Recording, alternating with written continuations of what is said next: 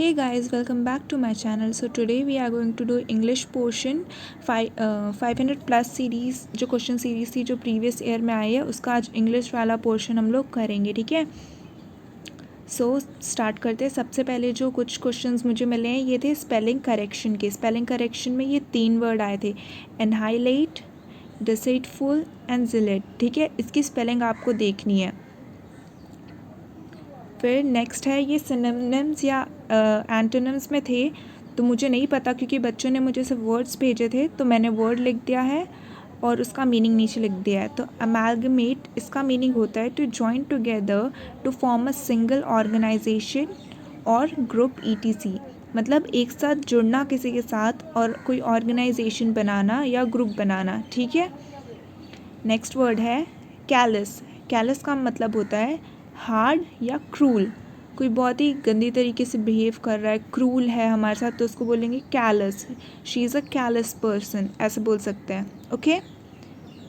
Next word is earnest. Earnest मतलब क्या होता है, बहुत ही सीरियस या सोलेम, कोई बहुत ही सीरियस हो या अपने काम को लेके या किसी चीज़ को लेके, तो उसको बोलेंगे earnest person, okay. It's a positive word. Next word is agnostic. ये वन वर्ड सब्स्टिट्यूशन था, ओके। तो इसमें बोला था one who is not sure about the existence of God. अगर कोई व्यक्ति है, कोई भी पर्सन है जो श्योर नहीं है कि गॉड होते हैं या नहीं, तो उसको बोलेंगे हम एग्नोस्टिक, ओके। Next frugal. इसका मीनिंग क्या है, ये सेंटेंस में आया था, ठीक है। ये सेंटेंस में बीच में ऐसा वर्ड दिया था और बोला था इसका जो सिनोनिम है वो ऑप्शंस में से बताओ।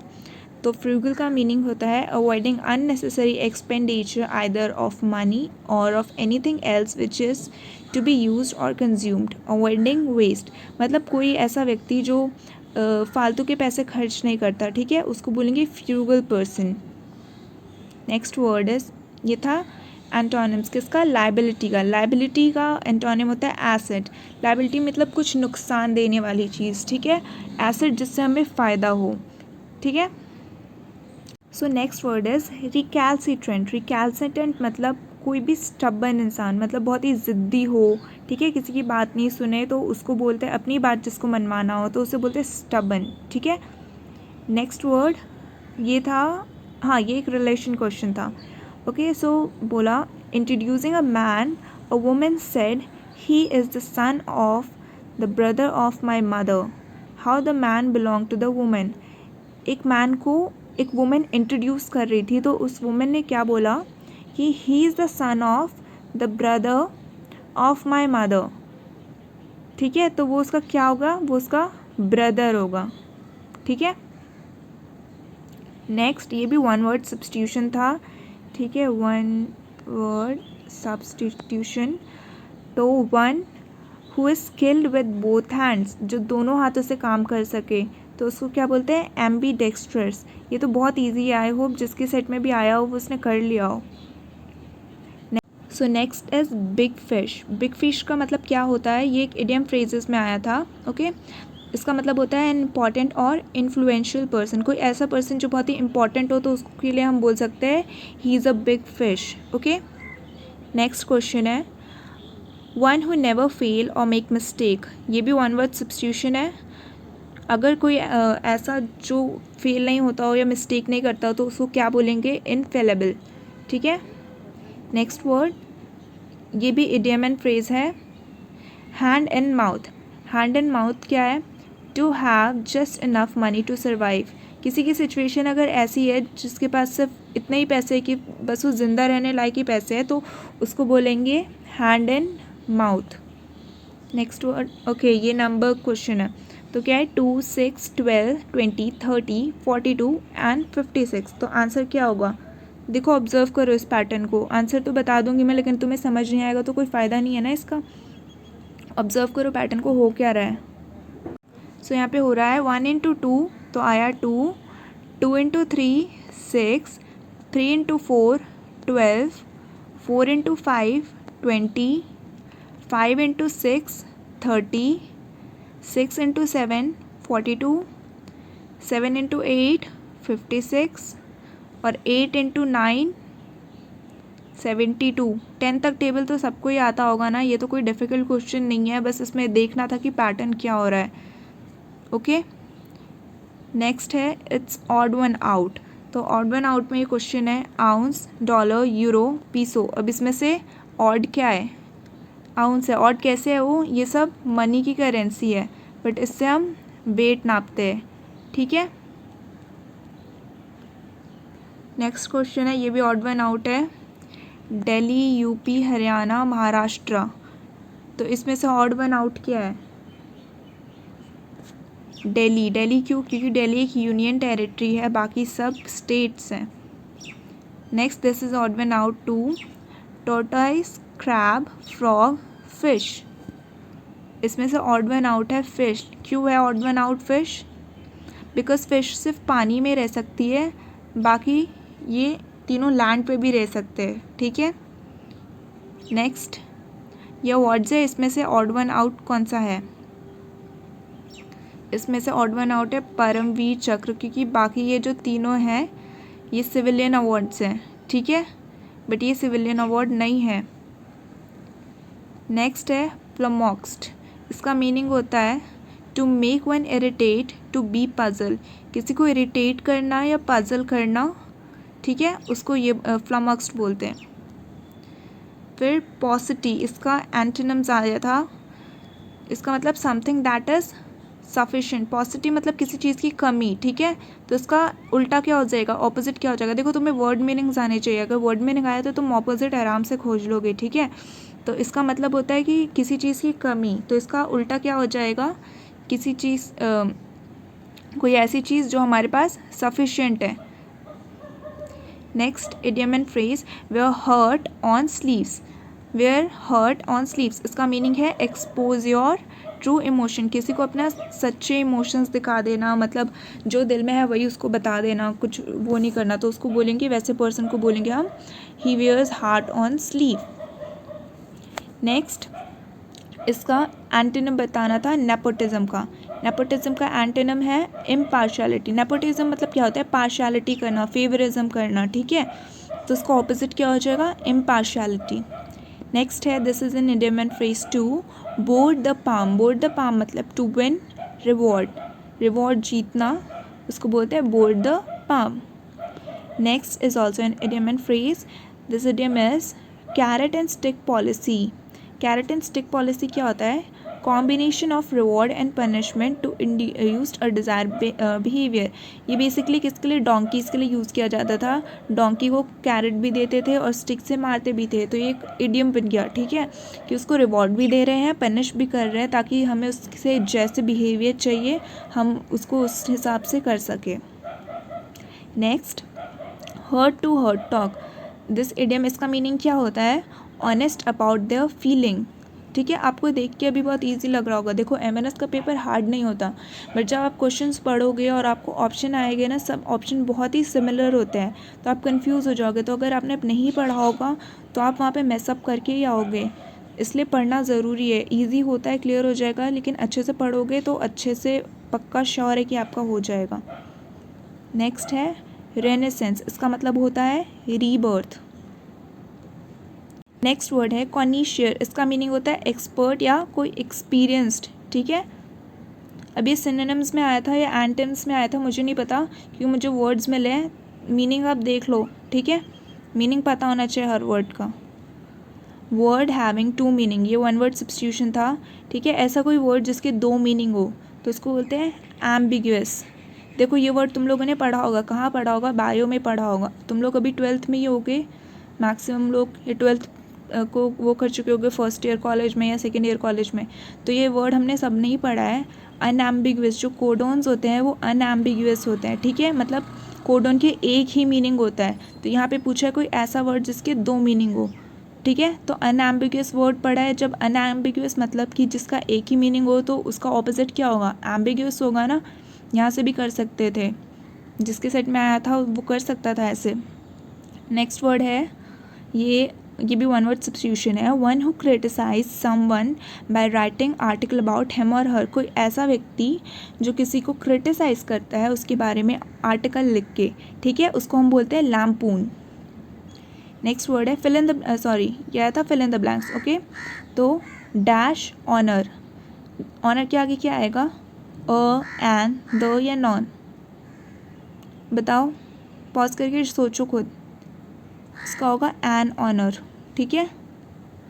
नेक्स्ट ये भी फिल इन द ब्लैंक्स है. The first world war was dash in 1914. First world war कब हुआ था? तो यहाँ पे क्या आएगा? बिगिन, बिगन या begin?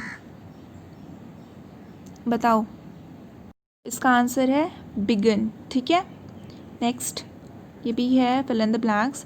The old man was dash weak to open the door. क्या होगा? वेरी, फार, टू या मच? क्या होगा इसमें से? The old man was too weak to open the door. ठीक है. नेक्स्ट ये भी फिल इन द ब्लैंक्स है. You haven't had your lunch yet dash you. क्या होगा? Are you, aren't you, have you या हैवंट यू? वो बोल रही है कि तुमने अभी तक अपना लंच नहीं किया डैश यू. तो क्या होगा? Have you. ठीक है, ये करेक्ट आंसर होगा इसका. Next, this is that cow dash milk is sweet. अभी किसके सेट में आया था पता नहीं मुझे, और ये ऑप्शंस क्या है, लेकिन इसका मेरे हिसाब से होगा हुज. ठीक है. Dash of the 3 candidates are perfect. अब इसके ऑप्शंस देखो, ये थे नन, ईदर या नाइदर. तो 3 की बात हो रही है यहाँ पे, तो नन यूज़ होगा. ठीक है. None of the 3 candidates are perfect. Ritu seems dash offended by my remark. Ritu, next question है Ritu seems dash offended by my remark. तो इसका आंसर होगा 2. ठीक है. Next question, gift of the gap. ये भी इडियम था. इसका मीनिंग क्या होता है? Someone who has the ability of speak well. कोई जो ऐसा पर्सन हो जो बहुत ही अच्छे से बोल सके, तो उसको बोलते हैं ही और she has a gift of the gap. Next, rift in the lute. इसका मतलब होता है अ स्मॉल प्रॉब्लम और flaw in something that jeopardize the whole. कोई एक छोटी सी प्रॉब्लम हुई लेकिन उसकी वजह से पूरी चीज़ें ख़राब हो गई. ठीक है. जैसे आप कुकिंग कर रहे हो, सपोज़ करो आपने हल्का सा नमक ज़्यादा डाल दिया, उसकी वजह से आपका पूरा खाना ख़राब हो जाएगा ना. तो इसको क्या बोल सकते हैं? रिफ्ट इन द लूट. ऐसे याद कर सकते हो तुम लोग. ठीक है. नेक्स्ट है लुक फॉर और लुक आफ्टर. ये 2 वर्ड थे. इसका कुछ डिफरेंस में आया था कि इनका मीनिंग क्या होता है. तो लुक फॉर का मीनिंग क्या होता है? लुक फॉर मतलब होता है कुछ चीज़ की सर्च करना. He is looking for something या she is looking for her earrings, ऐसा कुछ. ठीक है. बट लुक आफ्टर मतलब होता है taking care. I look after my mother और I look after my brother, ऐसे बोल सकते हैं. ठीक है. तो लुक आफ्टर मतलब टेकिंग केयर ऑफ और लुक फॉर मतलब सर्च. नेक्स्ट क्वेश्चन है, अब ये भी ऐसे था, डिफरेंस था. ठीक है. देयर और देयर का डिफरेंस बताना है. तो there means the opposite of here. मतलब समथिंग, जैसे हमने बोला something is here and there, ऐसे करके. ठीक है. तो वो इसका ऑपोजिट हो जाएगा. एट देयर प्लेस, उनके प्लेस पे है. लेकिन जो ये वाला देयर है जिसमें आई आता है, उसका मीनिंग होता है किसी पर्सन को वो चीज़ बिलोंग करना. ठीक है. तो वहाँ पे ये आएगा. देखो ऐसा याद कर सकते हो. यहाँ हायर आ रहा है. ठीक है. हायर मतलब किसी चीज़ से बिलोंगिंग. ठीक है. नेक्स्ट, लूज़ और लूज़. अभी इस लूज़ का और इस लूज़ का डिफरेंस क्या है? तो जो ये वाला लूज़ है जिसमें डबल ओ होता है, ये किसी चीज़ को ऐसे चीज़ को डिस्क्राइब करने के लिए यूज़ कर सकते हैं जो टाइट ना हो या कंटेन्ड ना हो. ठीक है. जैसे पैंट हो गई, पैंट इज़ लूज़ या कुछ भी, वो सब. बट इस लूज़ का मतलब क्या होता है? किसी चीज़ का लॉस होना. ठीक है. नेक्स्ट वर्ड है, ये भी इडियम एंड फ्रेज था, पुट ऑन एयर. मतलब टू थिंक और behave as though one is superior to others और better than one really is. Put on air मतलब कोई ऐसा पर्सन जो खुद को बहुत ही सुपीरियर मानता हो, जिसको लगता हो कि वो सबसे ज़्यादा अच्छा है, तो उसके लिए यूज़ होता है ये वर्ड पुट ऑन एयर. ठीक है. Next, one who can use. अच्छा, ये तो हो गया था पीछे. एम्बीडेक्स्ट्रस, जो अपने दोनों हाथ अच्छे से यूज़ करें. नेक्स्ट है इडियम डोलड्रम. इसका मतलब होता है डिप्रेस स्टेट में होना या किसी डल स्टेट में होना. अगर कोई डिप्रेस स्टेट में होता है, इन डोलड्रम ये बोलते हैं. ठीक है. Next, things which can be eaten are called. जो ऐसी चीज़ जिनको हम खा सकते हैं, ये तो सबको ही पता होगा, 6th क्लास से पढ़ रहे हो, बचपन से ही पढ़ रहे हो। एडिबल, उस चीज़ों को बोलते हैं edible. Put hand to plug, ये क्या था, ये भी इडियम था। इसका मतलब है to set, to work, to begin और गेट बिजी वर्किंग। कुछ काम करना, स्टार्ट करना या काम में बिजी होना, तो उसको बोलते हैं put hand to plug. A person who doesn't believe in God, कोई ऐसा पर्सन जो गॉड को बिलीव नहीं करता है, तो उसको बोलते हैं एथिस्ट। भगत सिंह जी की एक बुक भी है, why I am an atheist. अगर किसी ने पढ़ा हो या ऑथर्स इन बुक के बारे में भी पढ़ा हो तो उसको पता होगा, ठीक है। एथिस्ट मतलब जो गॉड पे बिलीव नहीं करता। नेक्स्ट ये इडियम है, all that glitter is no gold, ठीक है। ये सुना ही होगा सबने, हर चमकती हुई चीज़ सोना नहीं होती। इसका मीनिंग क्या होता है, something that look good on outside में एक्चुअली बी बैड।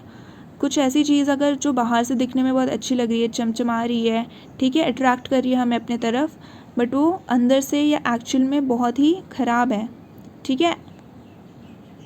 नेक्स्ट, टैंटामाउंट। टैंटामाउंट मतलब होता है equivalent. One who does a thing for pleasure in not as a profession, कोई ऐसा इंसान जो काम अपने सिर्फ प्लेजर के लिए करता हो, प्रोफेशन के लिए नहीं करता हो, तो उसको बोलते हैं एमेचर। वन हु हेट मैनकाइंड्स, जो मैनकाइंड को हेट करता है, मतलब पूरे ह्यूमंस को हेट करता है, उस टाइप का जो हो गया, उसको बोलते हैं misanthrope. One who collect coin, इसको बोलते हैं न्यूमिस्मैटिक, जो कॉइन कलेक्ट करता हो। जैसे कुछ लोग होते हैं उनको कॉइन कलेक्ट करना अच्छा लगता है, पुराने कॉइन। कुछ होते हैं स्टैम्प कलेक्ट करते हैं, ठीक है। स्टैम्प कलेक्ट करने वाले को क्या बोलते हैं, जिसको पता है मुझे कमेंट करके बताओ। ये था इडियम ग्रीन आइड। ग्रीन आइड मतलब जेलसी या एनवी फील करना किसी से, ठीक है। कास्ट पर्ल बिफोर स्वाइन, ये भी इडियम एंड फ्रेज है, और इसका मतलब है offer valuable thing to people who do not appreciate them. किसी के सामने तुम कुछ वैल्यूएबल चीज़ प्रेजेंट कर रहे हो, जैसे पर्ल, जो रियल पर्ल होते हैं वो बहुत महंगे होते हैं, वैसा पर्ल को समझ लो कि तुम उसके सामने बहुत ही महंगे पर्ल उसको गिफ्ट कर रहे हो या कुछ कर रहे हो, लेकिन वो अप्रिशिएट ही नहीं कर रहा, उसको पता ही नहीं है क्या है, ठीक है। One who enjoy pain by hurting himself, इसको क्या बोलते हैं, मैसोचिस्ट। कोई ऐसा जिसको खुद को ही हर्ट करके पेन हो और वो उसे इंजॉय करे, ठीक है।